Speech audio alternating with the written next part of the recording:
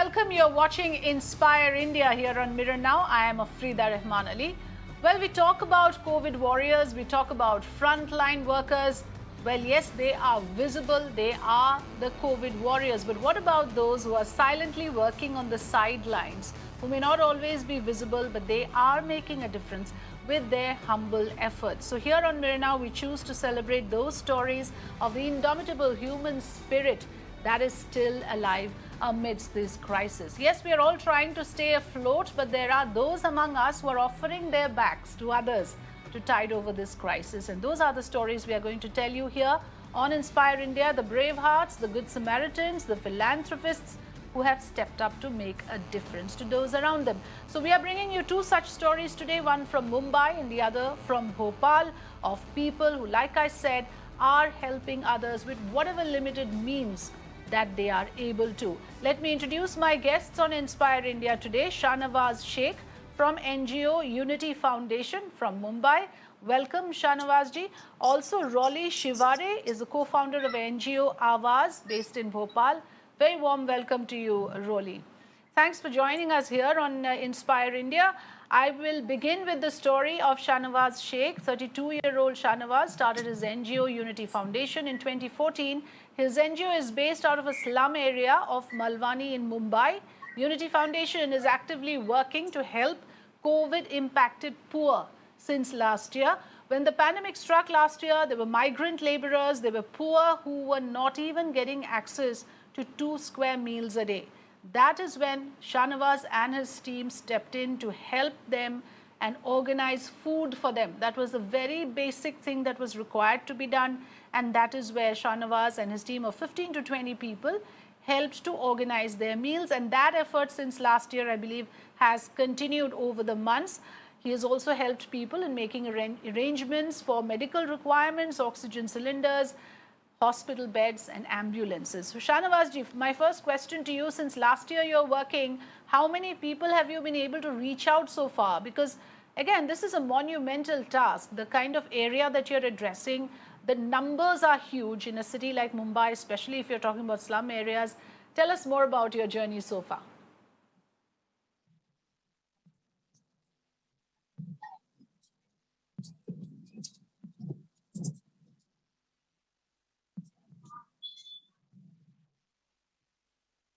Shahnawaz Sheikh, are you able to hear me?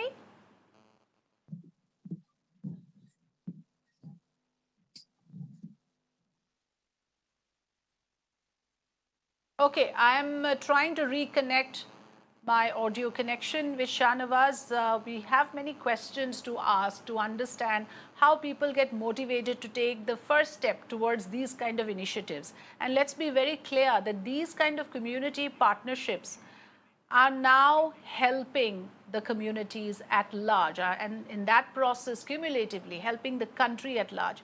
Shahnawaz Sheikh, आप सुन पा रहे हैं? मैं आपसे जानना चाहती हूँ कि कितने लोगों की मदद की आपने अभी तक, क्योंकि पिछले साल से जो आपने ये प्रोसेस शुरू किया और अभी तक चल रहा है, और इस बार तो जो सेकेंड वेव है वो काफ़ी ज़्यादा इसका जो प्रभाव था लोगों के ऊपर, अभी तक का जो जर्नी है आपका, उसके बारे में बताइए।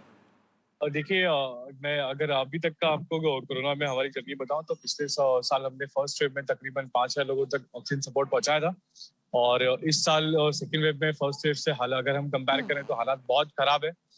मतलब मैं कहूँगा कि बहुत ज्यादा बदतर है हालात। तो अभी तक हमने पूरी कोशिश की है, मतलब कि ज्यादा से ज्यादा लोगों तक पहुंचाएं, और तकरीबन 1,000 लोगों से ज्यादा हम लोग ऑक्सीजन सपोर्ट पहुंचा चुके हैं। लेकिन इस वक्त आपने देखा कि किस तरीके से हमें मतलब ऑक्सीजन की किल्लत हुई, ऑक्सीजन लिक्विड में बहुत डिफिकल्टी हुई हमें, लेकिन हमने पूरी कोशिश की कि वक्त रहते हम लोग हर उस इंसान तक ऑक्सीजन सपोर्ट पहुंचा दें, जिस किसी को भी अगर बेड नहीं मिल पा रहा है या उन्हें ऑक्सीजन सपोर्ट नहीं मिल पा रहा है। तो हमने पूरी कोशिश की हमारी तरफ से इस सेकेंड वेव की लड़ाई में, और मैं दुआ कर रहा हूँ कि जल्द से जल्द हम लोग इस लड़ाई को जीतें और हम लोग फिर से वापस अपनी पहले जिंदगी में आ जाएं। और हमारी टीम भी मतलब 24 घंटे लगी हुई है इसके लिए। जैसे कि आज भी लोगों को प्रॉब्लम हो रही है, आईसीयू बेड नहीं मिल पा रहा है, तो जो हमारी वॉर रूम की टीम है वो उसके लिए काम कर रही है। लोगों को जिस किसी को भी अगर जरूरत है तो उनको आईसीयू बेड मतलब अरेंज करा रही है। और आज मतलब सिचुएशन में कहूँगा कि 10 दिन पहले से बेहतर है अभी, कि जो हमें कॉल आ रहे थे दिन में तकरीबन कभी 500 कॉल आ रहे थे, कभी 600, कभी 800 कॉल आ रहे थे, अभी कॉल्स हमें कम हुए हैं, लेकिन जो कॉल आ रहे हैं उनमें ज्यादातर कॉल आ रहे हैं आईसीयू बेड्स के लिए। ओके। तो हाँ, जरूरी है कि मतलब ओके। गवर्नमेंट आईसीयू बेड्स बढ़ाए, क्योंकि आज रिक्वायरमेंट बहुत ज्यादा आ रही है इसकी। लेकिन हम लोग उन्हें ऑक्सीजन सपोर्ट दे रहे हैं, और हमारा मकसद यही है कि जिस किसी को भी अगर बेड अरेंज नहीं हो पा रहा है या होम क्वारंटाइन है, तो हम लोग वक्त रहते हैं उन तक ऑक्सीजन सपोर्ट पहुंचाएं, ताकि हम लोग ज्यादा से ज्यादा लोगों तक जान बचा सके उनकी। जी जी, तो ऐसा है शाहनवाज जी, आपकी बातें सुनकर ऐसा लग रहा है कि आपके होते हुए कोई ऐसा ना हो कि कोई किसी की मौत हो जाए बिना, बिकॉज ऑफ ऑक्सीजन डिस्ट्रप्शन और ऑक्सीजन शॉर्टेज। तो इसके लिए आप काम कर रहे हैं कि जहां आप है कम से कम वहां तो किसी की मौत ना हो ऑक्सीजन सिलेंडर की कमी की वजह से। मैं आपके वो साइनेज देख रही थी जिसमें लिखा हुआ है ray of hope, Shahnawaz take free oxygen cylinder. But like you said, it's a good thing now the numbers of course have come down. पहले जो 500 से 800 कॉल्स आपको आते थे अब काफ़ी कम हो गया है, लेकिन आईसीयू बेड्स की कमी अभी भी है। शुक्रिया, do stay on with us, हमारे साथ बने रहिए। रोली शिवारे के बारे में हम बताते हैं अपने दर्शकों को। रोली Shivare is a co-founder of NGO Awaaz based in Bhopal. 250 volunteers of Awaaz work on updating medical infrastructure related information on various social media platforms. There is a load of data on social media. Often it is disorganized. It's very difficult to wrap your head around the data. It's never simplified. It's a very tedious process for anybody for that matter.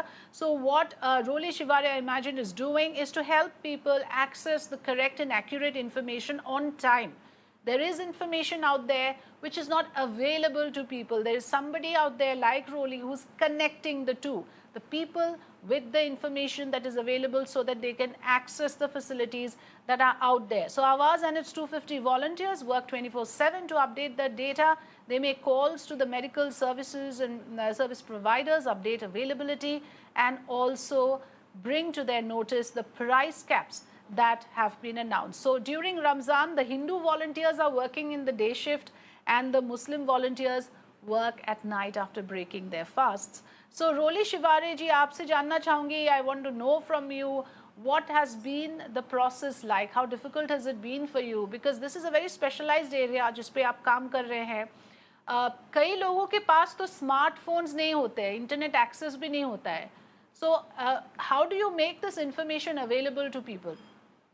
देखिए मतलब second wave में तो जैसे सब कह रहे हैं कि हमने फर्स्ट वेव में भी बहुत काम किया था, लेकिन ये सेकंड वेव में परिस्थिति बहुत ही डिफिकल्ट मतलब हम सबके लिए आई है, क्योंकि जिस प्रकार से लोग हॉस्पिटलाइज्ड हो रहे थे, तो हमें लगा कि पिछले वेव में तो हम लोग फील्ड पे निकल कर काम कर पा रहे थे, लेकिन इस बार हमारे क्योंकि वॉलंटियर्स के पेरेंट्स से परमिशन और इस तरीके के बहुत सारे इश्यूज आ रहे थे, तो हमें लगा कि क्यों नहीं हम इस प्रकार का, और एक गैप बहुत निकल कर आ रहा था कि बहुत सारा इंफॉर्मेशन सोशल मीडिया में शेयर हो रहा था।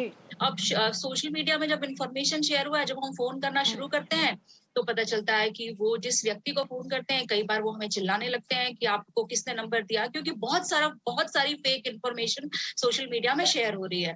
तो हमें लगा कि क्यों नहीं, क्योंकि हमारे पास एक वॉलंटियर्स का बेस है, तो हमें लगा कि क्यों नहीं हम ये काम शुरू करते हैं। तो हमने आज से 1 महीने पहले से 1 से 1.5 महीना हो गया हमने इस काम को शुरू किया है, जिसमें कि हमने अलग अलग टीम्स हमारी बनाई है। एक टीम हमारी ऑक्सीजन को लेकर काम करती है कि अलग अलग भोपाल, मतलब अभी फिलहाल हम भोपाल पे फोकस कर रहे हैं, क्योंकि भोपाल से जुड़े काफी सारे जो जिले हैं, जो भी पेशेंट होता है वो भोपाल ही, मतलब अगर केस क्रिटिकल होता है तो वो भोपाल शिफ्ट होते हैं।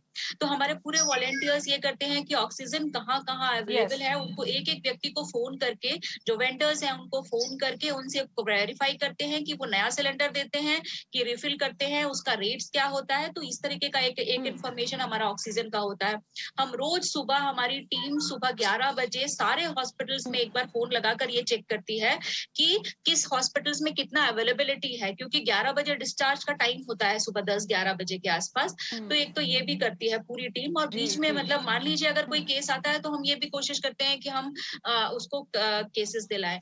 जैसे कि अभी शहनवाज भाई बता रहे थे कि आईसीयू बेड्स का प्रॉब्लम है, हमें लगता है कि वेंटिलेटर का प्रॉब्लम बहुत ज्यादा है, क्योंकि हम फिर भी आईसीयू बेड हम दिलवा पाते हैं, लेकिन वेंटिलेटर का इतना प्रॉब्लम है, रोज हमारी टीम निराश होती है, क्योंकि बहुत मुश्किल होता है कि एक तो वेंटिलेटर मिल पाए, और वेंटिलेटर मिल भी जाता है तो उस व्यक्ति को बचा पाना बहुत मुश्किल होता है। तो जब हम अभी पिछला ही 2 दिन पहले एक केस, हम रात भर हमारी टीम लगी रही, बड़ी मुश्किल से एक वेंटिलेटर मिला हमको जैसे तैसे, और सुबह जब हमने उसके अटेंडर से बात की तो वो लेडी की डेथ हो चुकी थी। तो बहुत ही मतलब इतना मतलब निराशा का कई बार एक बार माहौल भी होता है, तो टीम बहुत डिमोटिवेट होती है, लेकिन फिर उठती है। लेकिन वेंटिलेटर का प्रॉब्लम अपने आप में बहुत है। इसी प्रकार फूड का बहुत प्रॉब्लम हो रहा है, क्योंकि जो लोग होम आइसोलेट हैं उनके लिए खाने का बहुत प्रॉब्लम है, क्योंकि कई बार वो खाना नहीं बना पाते हैं। तो हमारी टीम अलग अलग एरिया वाइज ऐसे लोग ऐसे निकालती है कि कहाँ कौन कौन लोग खाना डिलीवर करते हैं। तो इस तरीके से टीम रेमडेसिविर के लिए एक बहुत बड़ा जो इंजेक्शन है, एक बहुत बड़ी लड़ाई चल रही है रेमडेसिविर को लेकर। कई बार नकली भी, आपने पढ़ा होगा कि नकली रेमडेसिविर भी मिल जाते हैं। तो हम लोग रोज सुबह हमारी टीम के जो मेडिकल दुकान फार्मा वाले हैं उनको फोन करती है और पता करती है कि फेबी फ्लू, क्योंकि बीच में फेबी फ्लू जो नाम की एक दवाई है जो कि नहीं जिनको थोड़ा मुंबई में ज्यादा बात इन्फेक्शन होता है उनके लिए होती है। तो फेबी फ्लू जो होती है तो उसके शॉर्टेज हो रही थी। पूरी टीम लगा सुबह अच्छा मतलब फार्मा, दिन में कई बार फार्मा वालों को फोन करके ये पता करती है कि फेबी फ्लू अवेलेबल है, रेमडेसिविर है कि नहीं है। तो इस तरीके से हमारी टीम काम कर रही है। हमने अलग अलग, देखिए अभी प्रॉब्लम ये है कि हमने अलग अलग माध्यम, हम जितना भी अवेलेबल कर पाते हम कर रहे हैं, क्योंकि इंटरनेट नहीं है। मैं आपकी बात समझ रही हूँ, लेकिन हमने व्हाट्सएप, इंस्टा और फेसबुक, ये तीनों, और इवन हेलो ट्विटर, हमने चारों प्लेटफॉर्म को यूज करके ये इन्फॉर्मेशन को डिसेमिनेट करने की कोशिश की है। हमारे बहुत सारे वॉलेंटियर्स के हाँ, नहीं, नंबर्स मैं ये हमने। कह रही थी कि लोगों के पास नहीं होता है इंटरनेट कनेक्शन या वाईफाई कनेक्शन, तो आप जब वो इंफॉर्मेशन कलेक्ट करके लोगों के पास वो पहुंचाते हैं या आप ट्रैक कर रहे हैं ऑन देयर बिहाफ, तो ये एक बहुत बड़ी जो मदद लोगों की हो जाती है कि somebody is there to do the coordinating। तो आपके जो वॉलंटियर्स हैं वो ये काम कर रहे हैं।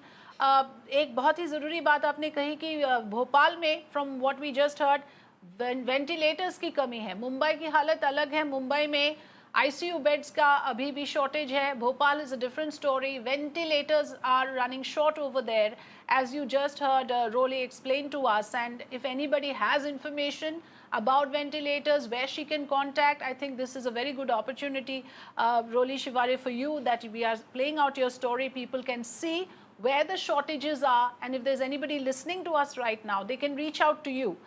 That is also the idea of Inspire India, to spread this information for everyone across the country. Coming back to you, Shahnawaz Shaikh, आपसे फिर से ये भी सवाल मैं जानना चाहूँगी कि जो आपने कहा जो स्लम एरियाज़ में आप काम करते हैं, वहाँ की स्थिति क्या है अभी? वहाँ पे लोगों की दिक्कतें किस तरह की है? मुंबई में तो अभी ऐसा है कि पॉजिटिविटी रेट काफ़ी कम हो गया है, 10% से भी नीचे आ गई है। So situation on ground seems to be good as somebody who's living in Mumbai, but फिर भी कुछ जो गरीब लोग होते हैं उनको अपने लाइफ वापस ट्रैक में लाने के लिए काफी टाइम लग जाता होगा। जी देखिए सबसे पहले तो मतलब जो आपने कहा कि हम लोग स्लम में, तो सही बात है कि लोगों को यहाँ पर जैसे कि काम नहीं है लोगों के पास खाने के लिए बहुत मुश्किल हो रही है। तो उसके लिए हमने टीम बनाई है और वो टीम उनके राशन का और फूड का इंतजाम कर रही है। और सबसे पहली बात ये कि उन्हें जैसे कि आज लोगों के पास मतलब पैसे नहीं होते हैं कि मतलब वो 2 वक्त की रोटी खा पाए या फिर अपने लिए सैनिटाइजर या फिर मास्क खरीद सके। तो उसके लिए हम लोगों ने सैनिटाइजर और मास्क डिस्ट्रीब्यूट किया है एक बड़े लेवल पे। और हम लोग कोशिश कर रहे हैं कि मतलब जितना भी हो सके लोगों की मदद करें। दिन में जितना भी हम लोग कर सकते हैं, 2 टाइम का खाना या फिर राशन, और जो जैसा भी हो रहा है हम लोग कोशिश कर रहे हैं अपने लेवल पे कि हम लोग कितनी हेल्प कर सकते, क्योंकि ये वक्त है कि एक लोग ना उम्मीद हुए हैं इस वक्त में। तो हम लोगों ने एक उम्मीद बनाई है लोगों में कि आप लोग और किसी को भी अगर प्रॉब्लम है तो हमसे कांटेक्ट कर सकता है। हम लोग पूरी कोशिश करेंगे उनकी हेल्प करने की। इसलिए हमने इस प्रोजेक्ट का नाम रखा है रे ऑफ होप, उम्मीद की किरण। जब लोग ना उम्मीद हो रहे थे तो हमने सोचा कि ऐसा कुछ नाम रखा जाए ताकि लोगों की उम्मीद जागे। और जो आज हमारे यहाँ पर नेगेटिविटी फैली है सेकेंड वेव को लेके, तो हम लोगों ने कोशिश करी है कि मतलब उस चीज को पॉजिटिव वे में लिया जाए। तो कैसे लिया जाए, तब होगा जब हम लोग आगे निकलेंगे, एक दूसरे की मदद करेंगे। तो आज जरूरी है कि मतलब हर एक देशवासी को आगे मतलब आगे आए और देखे कि कौन जरूरतमंद है, आगे बढ़ के उसकी मदद करे। तो एक पॉजिटिव मतलब एक रास्ता हमें बनाना पड़ेगा। आज जो लोग भी तकलीफ है, हमारी जिम्मेदारी बनती है एज अ रिस्पॉन्सिबल सिटीजन कि हम उन लोगों की मदद करें जिन लोगों को जरूरत है। तो आज मैं कहूँगा कि मुंबई में हालात पहले से सुधरे हैं और मुंबई के आसपास भी काफी हालात सुधरे हैं। तो एक हमारे लिए मतलब अच्छी बात है और इस लड़ाई को हमें जारी रखना है। और जब तक हम इस लड़ाई को पूरी तरीके से जीत नहीं जाते तब तक हमें ये नहीं सोचना है कि हम कोरोना से निकल गए या कोरोना चले गया, नहीं तो हम वैसे ही होगा जैसे हमने फर्स्ट वेव में सोचा था और सेकंड वेव उससे खतरनाक आई। तो जरूरी है हमें कि हम लोग अपने आप को लेकिन सेफ आप ये रखें। रिसोर्सेज कहाँ से आप इसका जो जुगाड़ आप कहाँ से करते हैं? How do you manage? ये जो रिसोर्सेज आपके पास है वो लोग उसको कंट्रीब्यूट करते हैं या आप इसका मैनेज कहाँ से करते हैं? देखिए अभी जैसे कि फर्स्ट वेव में यही हुआ था और सेकंड वेव में ये हुआ। जब हमने शुरुआत करी इस काम की तो मैंने अपनी सेविंग्स ही करी थी, लेकिन जैसे जैसे आप लोगों का साथ मिलता गया, जैसे जैसे आप लोग हमें सामने लाए लोगों के, तो कई लोगों ने कंट्रीब्यूट किया और हमने कुछ तरीके के फंड भी किए और इसको एक बड़े स्केल पे लेके गए हम, ताकि अगर ओके। जहाँ भी जरूरत हो हम लोग उन तक पहुंच सके, उन तक मदद पहुंचा सके, क्योंकि आज जरूरी है कि मतलब उन लोगों तक मदद पहुंचाया जाए जिन लोगों को मदद की जरूरत है।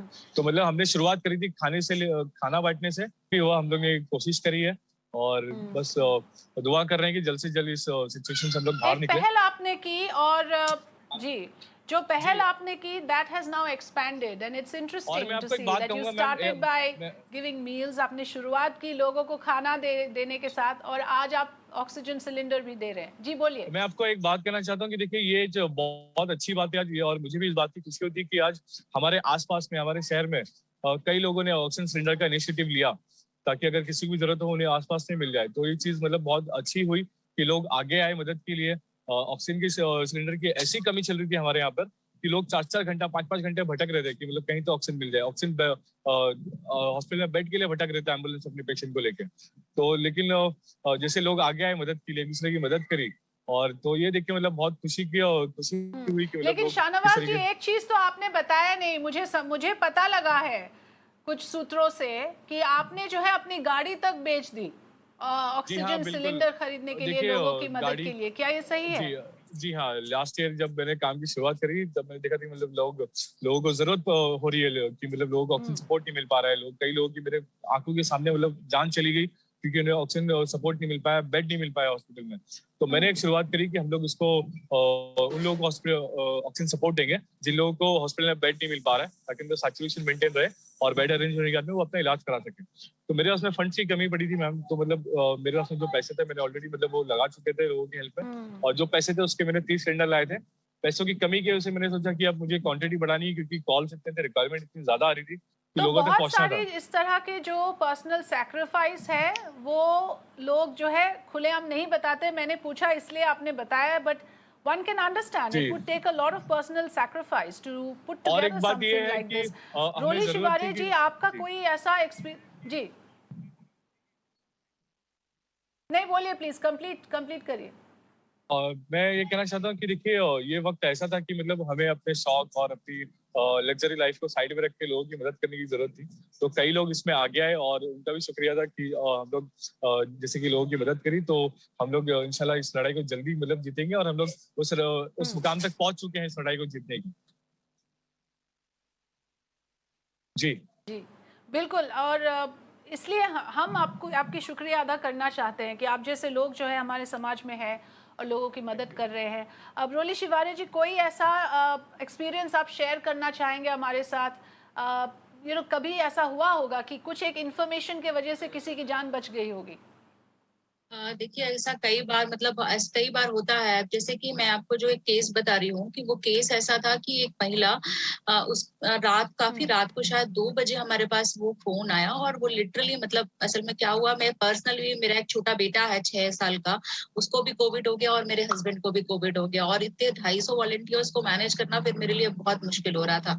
तो रात को 2:30 बजे मेरे पास 2 से 2:30 बजे एक व्यक्ति का फोन आया। लिटरली वो आदमी भयानक रो रहा था, कहीं बाहर से था। अब क्योंकि इमोशंस होते हैं, जब कोई मेल रो रहा है तो आपके लिए बहुत अजीब सा हो जाता है, और वो लिटरली हमसे चिल्ला चिल्ला के कह रहा था कि मेरी वाइफ को बचा लो, मेरा एक छोटा बच्चा है, और अगर उसको हॉस्पिटल नहीं मिलेगा तो बहुत मुश्किल हो जाएगी। तो अब ऐसी पोजीशन में जब कोई रो रहा है मतलब बहुत तेज तेज, तो आपको समझ नहीं आता उस टाइम आप क्या करेंगे। तो हमने रात को ही सारे हॉस्पिटल्स में फोन लगाया, और आप जानते हैं कि कई बार क्या होता है, हॉस्पिटल्स हम ये समझ पा रहे हैं कि डॉक्टर्स और हॉस्पिटल्स की स्थिति भी क्या हो रही है, कोई फोन नहीं उठाता है आज की परिस्थिति में। हमने बहुत कोशिश की, हमें कहीं कोई, क्योंकि उसका ऑक्सीजन 35 चला गया था, तो हमने बहुत कोशिश किया कि उसका कैसे तैसे मतलब उसका हो जाए। हमने बहुत सारे हॉस्पिटल्स फोन किया पर कुछ नहीं समझ में आ रहा था। फिर हमने रात को कुछ एमएलएस को फोन किया, हमने सरकारी ऑफिसर्स को फोन किया, और तब जाके मतलब हमें ये लग रहा था कि हम कोई भी ऐसा लिंक ना छोड़े कि जिसकी वजह से मतलब इसकी जान ना चली जाए। तो हम लोग फिर सारे एमएलएस को फोन किया और फिर आईएएस वगैरह सबको हमने व्हाट्सएप किया। लकीली एक एमएलए ने रिस्पॉन्ड किया और उस एमएलए ने हमको कहा कि आप हॉस्पिटल इसको भेज दीजिए।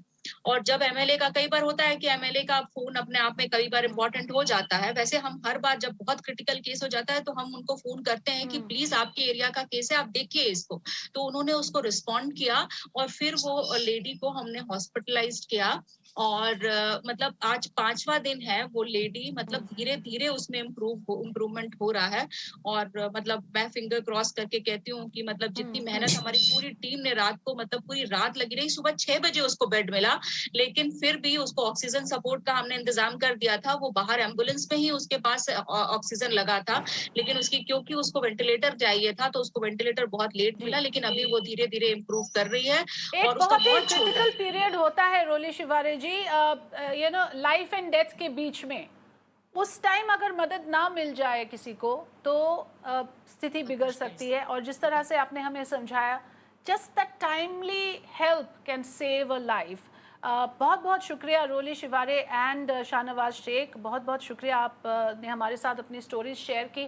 Thank you so much for joining us. It's just that small step that one takes, and then as you go along you end up helping so many people. People of course get support from others, but then somebody has to take that initiative, which people like Shahnawaz Sheikh and Rodi Shivare has done. Thanks for joining us, and let's also now bring to our viewers some more stories in a quick wrap of all the other Good Samaritans and other do-gooders who are helping their communities. Well, beginning with Uttar Pradesh, as the battle sweeps COVID battle sweeps the state, the surge in cases are happening in Uttar Pradesh. A community kitchen in Muradabad is serving 500 nutritious meals a day. The meals are distributed to COVID patients and homeless people living at railway stations and bus stations.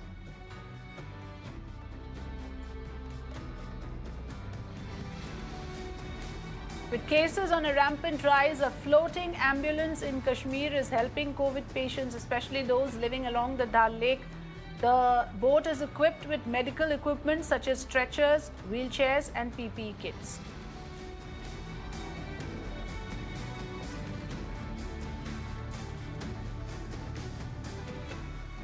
Mumbai's famous Dabbawala Association is serving the needy amid the raging pandemic. Many Dabbawalas were seen distributing food at COVID care centers and hospitals in the city.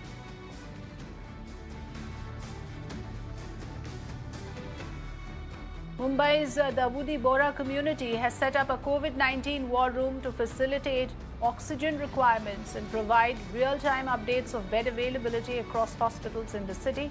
The war room is currently managed by a 60-member team comprising of multi-speciality doctors, social service volunteers and local authorities.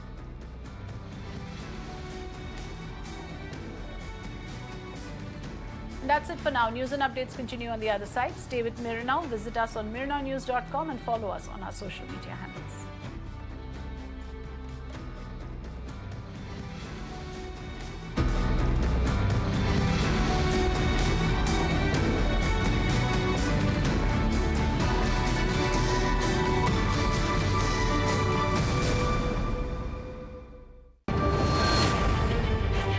Ahmedabad civil હોસ્પિટલનું control room છે.